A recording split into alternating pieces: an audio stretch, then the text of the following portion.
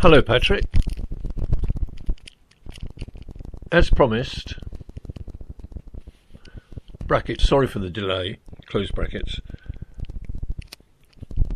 I attach my consolidated report on the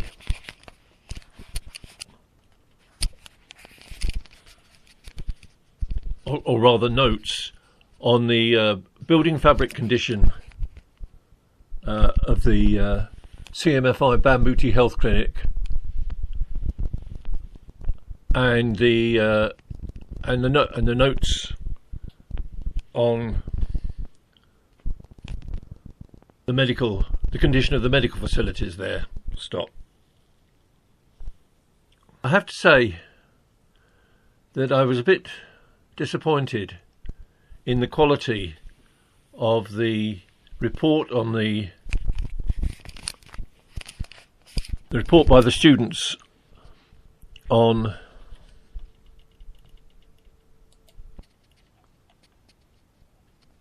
the work in and around Putih Ungundere and on the clinic at Bambuti. I expected in both cases that the report would follow the normal requirements for reports that they should have been taught at. They should have been taught at both Southampton University and Imperial University.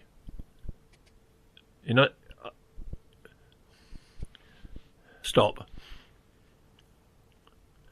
Perhaps for future visits, the CAMCAT should be more explicit as to what information they seek and the format of the reporting. Not wishing to be too didactic or pedantic about it, I expected the normal structure of a report, and that it should comprise an introduction, maybe comprising an executive summary, a statement of the objectives of the visit and of the report, the methodology that was to be followed, what was observed,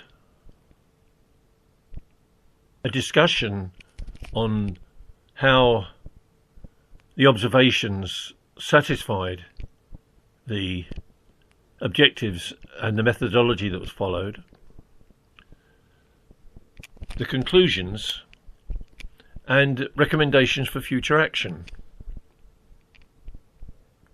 Instead, most of the preliminary work was assumed, and I doubtless it's in other reports, but nevertheless it should have been referred to in an introduction, and there were no comments on the quality of the information gained from what was done.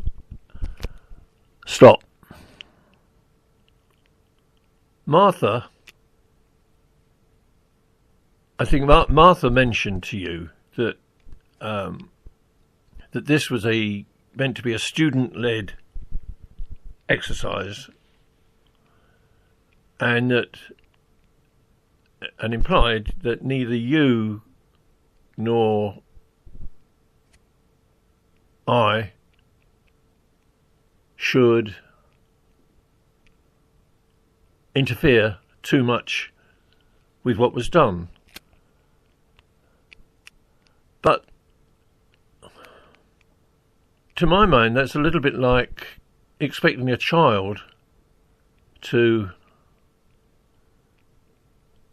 run a household without any guidance from its parents. The biggest factor, to my mind, was there was no clear specification for the works to be carried out. I understand that, for example, in the case of the well boring, this is a new undertaking in Cameroon as a whole, let alone just for the CAMCAT activities. But I think we all have to acknowledge that what happened with the boring itself was shambolic, and the result was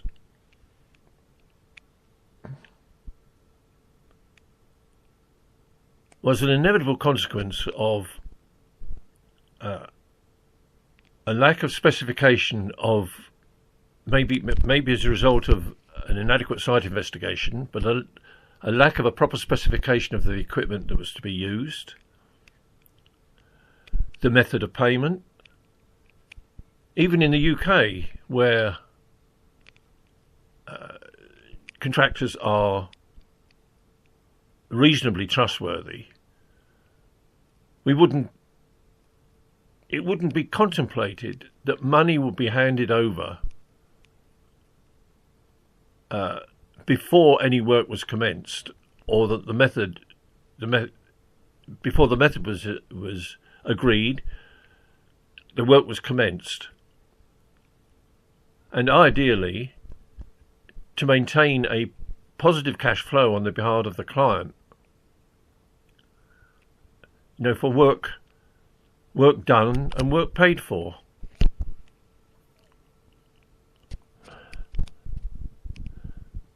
The notes of the operation make no reference to what should have been done and what should be done for the future. Another one I think is more significant and touches on the condition of the buildings at Bambuti. CAMCAT should not let the contractor follow local construction methods. The condition of the building, the condition of the existing buildings at Bambuti reflects this. The main point being that masonry made of concrete or mortar should be in the proportion cement to sand 1:4, and should be mixed using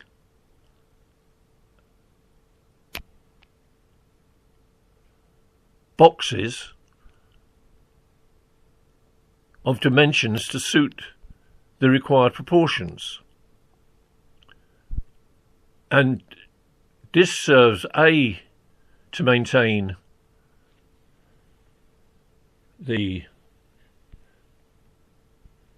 purity of the constituents, and means that the amount of water that's added to the cement is sufficient for workability and not to make it sloppy. As I said to you, I don't think the tank building will last much above will last much above 2 years, despite the attractive painting afterwards. The quality of the blocks was poor. More fundamental, though, was that I understood that there was a clear specification for the construction of the building, and yet the builder, and I don't mean this in any way pejoratively, just dominated the building, followed his own practice, and produced a needlessly complicated building just to support 2 tanks and the electrical equipment. It could have been built on a raised mound, on a simple slab, and masonry. The foundations that were built were more or less redundant and were so serving solely to contain the infill, the soil infill on which the building was based, which could have been just as easily achieved with a mound with battered edges. This was understood and in fact discussed beforehand, and yet the builder, whose name I forget, was allowed to just do what he thought should be done. And both you and I know that many of the problems of construction of almost any facility or amenity in Cameroon and in the tropics is as a result of poor workmanship practices during construction, and leading to an excessive requirement for maintenance, which itself is poorly carried out. I'm sorry to go on about this, but I learned that lesson. I have to say that I learned that lesson 60 years ago in Nigeria.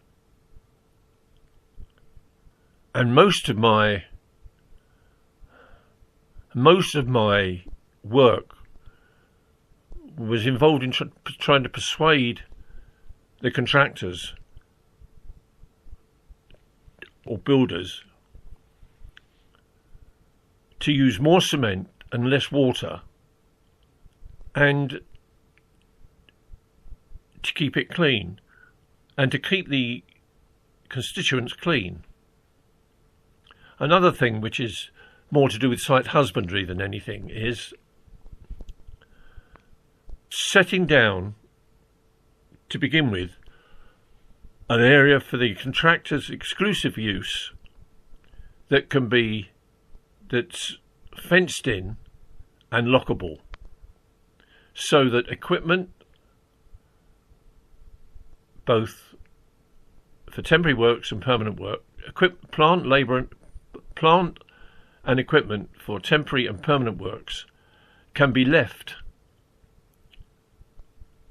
with a reasonable confidence that it's going to be there when the students or a student team returns, several months later. Anyway, as I say, sorry to go on and on like this. It probably reflects some difficulties I'm having even here with students whom I'm mentoring for their professional membership, and their failure to apply common sense to their preparation and professional development. And I just feel so frustrated that I've achieved so little by way of teaching, training, and demonstrating the students of the future.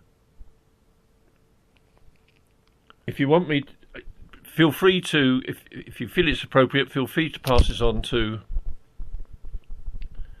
trustees. Brackets, I'd be glad if you would actually. Close brackets. And look forward to hearing from you as to when you might want me to sit in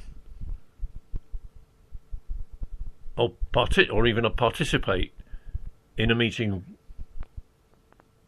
with trustees. All the best, Lee.